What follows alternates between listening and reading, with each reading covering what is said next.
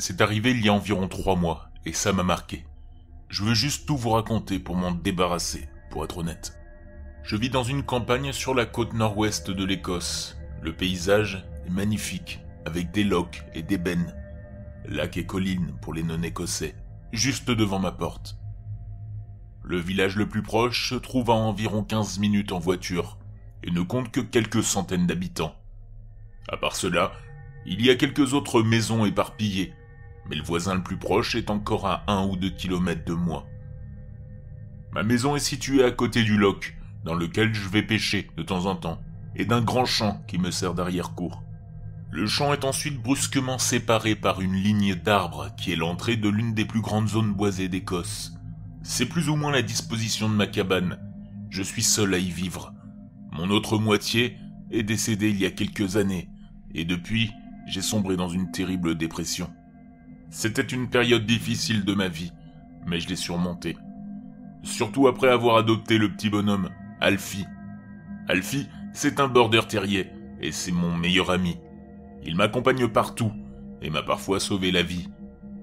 Comme nous sommes très isolés ici, la routine habituelle est la suivante. Juste avant de me coucher, vers 21h ou 22h, j'ouvre la porte arrière pour qu'Alfie aille courir un peu dans le jardin. Cela lui permet de faire ses besoins avant de partir au lit. Nous sommes en Écosse, donc les 360 jours de l'année sont bien froids. C'est pourquoi je ferme la porte derrière lui quand il sort. J'attends qu'il revienne, gratte la porte, et puis je le laisse entrer. Cette nuit-là, le 25 avril, tout s'est passé comme d'habitude. J'étais assis en train de regarder des bêtises sur Netflix, Alfie à mes côtés. Le petit homme s'est levé et a commencé à s'étirer. Alors j'ai décidé d'aller le sortir. J'ai fini de regarder ce que je regardais, et je suis allé ouvrir la porte de derrière. La nuit était évidemment densément noire, et je pouvais juste voir le contour des arbres. J'ai allumé une cigarette, mauvaise habitude, je sais, et je l'ai fumée rapidement avant de refermer la porte. Je suis allé faire quelques bricoles, fermer des rideaux et faire la vaisselle, quand j'ai entendu Alfie gratter à la porte. Cela faisait 5 ou 10 minutes, alors je suis parti pour le laisser rentrer. J'ai posé l'assiette que je nettoyais et j'ai commencé à marcher dans le couloir jusqu'à la porte de derrière. J'ai bâillé en chemin et j'ai frotté la tête d'Alfie en passant. J'ai envisagé de fumer une autre cigarette, mais j'ai fait une caresse sur la tête d'Alfie. Mais comment c'est possible? Cette pensée m'a stoppé net. J'ai fait demi-tour, et effectivement, Alfie était allongé dans le couloir en train de ronfler. C'était bizarre. J'aurais juré l'avoir entendu gratter à la porte. Il n'a pas dû sortir quand j'ai ouvert la porte. Et j'ai repensé au grattement. Je me suis retourné pour reprendre le chemin que j'avais emprunté, et des frissons m'ont parcouru l'échine. J'ai entendu à nouveau les grattements. Je savais maintenant avec certitude que ce n'était pas Alfie. Il était allongé juste à côté de moi. Je savais aussi que je n'avais pas inventé ce bruit. J'ai attendu quelques secondes de plus, et les grattements ont continué. J'ai immédiatement senti mon cœur chuter dans mon estomac. J'avais la nausée. Qu'est-ce qui pouvait bien gratter à ma porte, au milieu de nulle part? J'ai décidé de monter dans ma chambre, car je savais que je pouvais avoir une vue dégagée sur la porte de derrière, et ce qui s'y trouvait.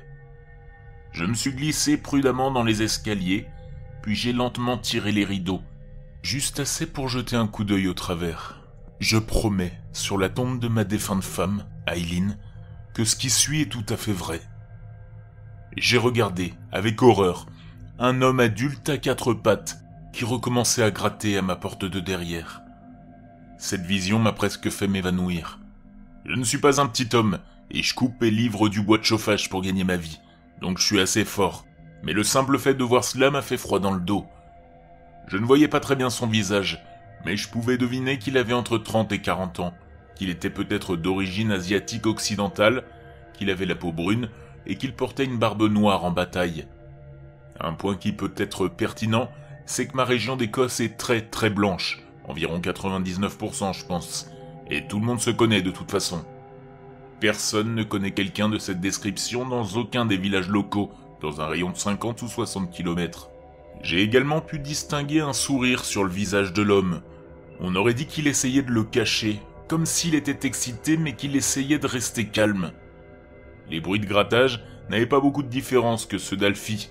C'est comme ça que j'ai su qu'il devait avoir de longs ongles. Il a gratté la porte à plusieurs reprises au cours de la minute qui a suivi. Ensuite, il a descendu les 3 ou 4 marches jusqu'au jardin et a commencé à rouler en boule. Cette image était encore plus écœurante que la précédente. Un homme adulte qui rampe sur le sol comme un chien. Putain, mais qu'est-ce que c'était? Jusqu'à ce qu'il se mette à sprinter. Il a couru directement vers la porte de derrière. J'avais monté ces portes moi-même, j'avais donc confiance dans les charnières sur lesquelles elles étaient construites. Et à juste titre, l'homme a rebondi sur la porte, mais le bruit a immédiatement alerté Alfie, qui s'est mise à aboyer de façon incontrôlée. Et j'en ai profité pour dire quelque chose moi aussi. « Casse-toi d'ici, mon pote! Je te vois, putain !» j'ai crié. L'homme n'a même pas bronché. Il s'est juste levé du sol et s'est essuyé. Il n'a même pas levé les yeux vers moi. Il s'est ensuite retourné et a continué à marcher calmement dans le jardin, de plus en plus loin, jusqu'à ce qu'il atteigne la limite des arbres, et qu'il continue à marcher. Le type ne portait qu'un sweat à capuche et un bas de survêtement gris foncé. Il devait donc être très congelé, compte tenu des températures, pour ensuite s'aventurer dans les bois sombres, seul, avec tant d'insouciance. Cette situation m'a autant troublé que terrifié. J'ai appelé le poste de police du village, qui m'a dit qu'il avait envoyé quelqu'un pour me renseigner. Lorsqu'il est arrivé, je lui ai raconté l'histoire, et je lui ai décrit l'homme du mieux que j'ai pu. Mais après avoir fini de raconter l'histoire, tout ce que j'ai obtenu c'est... « Tu as encore bu, Derrick ?» Je n'en revenais pas. Oui, j'avais eu un petit problème il y a quelques années après le décès d'Aileen, mais j'avais arrêté l'alcool et j'étais sobre depuis 12 mois. Il ne me croyait manifestement pas. Putain, je sais même pas si je me croirais non plus pour être honnête. Il est parti, et il ne restait plus que moi et Alfie, et aucun de nous n'a fermé l'œil de la nuit. J'ai aussi brisé ma sobriété pour la première fois cette nuit-là, ce dont je ne suis pas fier. Et c'est tout. Je n'ai pas entendu parler d'un corps dans les bois, je n'ai pas plus entendu parler d'un homme de cette description, je n'ai pas entendu dire que la même chose était arrivée aux voisins. Je n'arrive pas à y croire. Plus j'y réfléchissais, plus cela me terrifiait. Cet homme avait dû m'observer et remarquer que j'avais l'habitude de laisser entrer Alfie lorsqu'il grattait à la porte. Et ce, pendant un certain nombre de nuits, avant d'essayer par lui-même. J'ai eu de la chance qu'Alfie ait décidé de ne pas sortir ce soir-là. Ce qui me terrifie vraiment, c'est qu'il n'a jamais su que je le guettais. Alors, quand il a roulé en boule et qu'il a continué à faire semblant de se comporter comme un chien, c'était juste pour lui. Il agissait comme ça, normalement, en pensant que personne ne le regardait. J'ai passé les derniers mois à passer au peigne fin toutes les photos de malades mentaux ou de condamnés évadés au cours des 20 dernières années. Mais rien.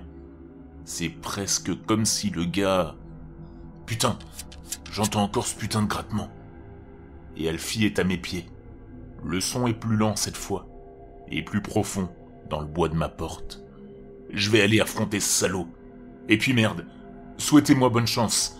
Je vous donnerai des nouvelles quand tout sera fini.